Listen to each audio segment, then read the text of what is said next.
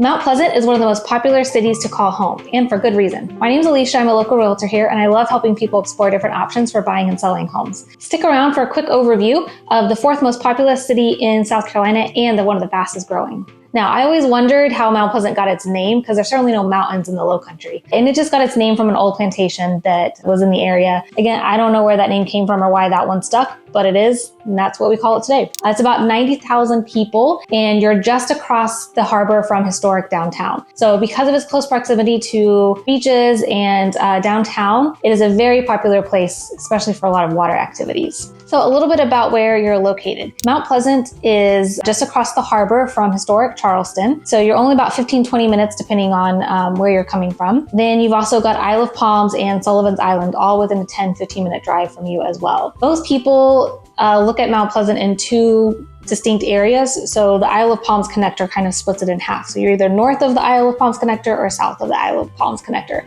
And that's really that's kind of the dividing line. Obviously, if you're south of the connector, you're much closer to the beaches and downtown Charleston, West Ashley, that sort of thing. And then north, you're a little bit farther up, closer to Georgetown and actually closer to Isle of Palms too. A lot of people love Mount Pleasant because of its location. You've got historic Charleston just a few minutes from you.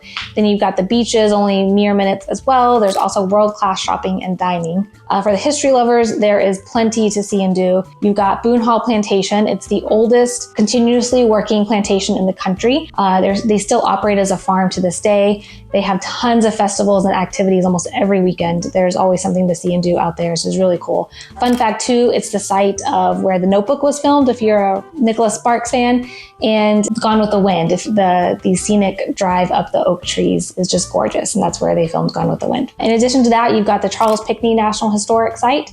Then you've got the Patriots Point, which is home to the U.S. Maritime Naval Museum and the USS Yorktown. Then you can also hop a ferry over to Fort Sumter, which is where the first shots of the Civil War were fired. And you also have Fort Moultrie. You can walk around Fort Moultrie.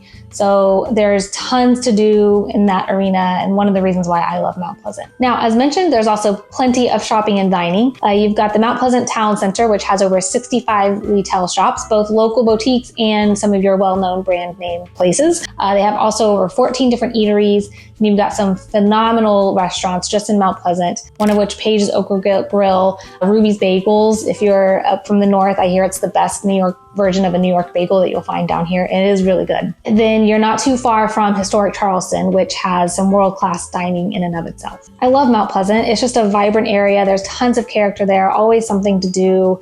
Some of my favorite places are Shem Creek, which is a waterfront dining area.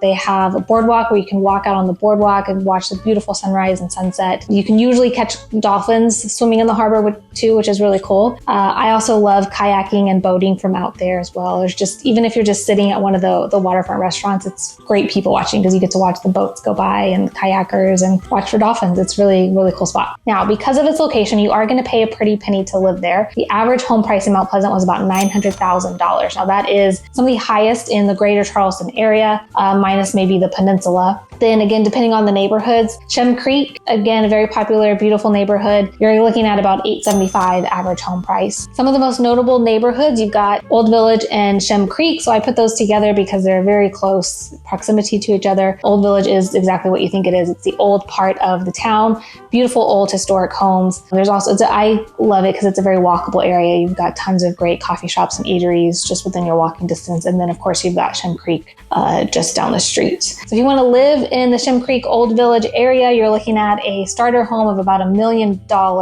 and you can go upwards to about $8 million if you want to be on the water with a dock, that sort of thing. You really won't find much for under $1 million. If you do, it'll need a lot of work. Then if you drive a little farther up north, you've got Park West, Carolina Park, Dunes West. All those are beautiful master planned communities.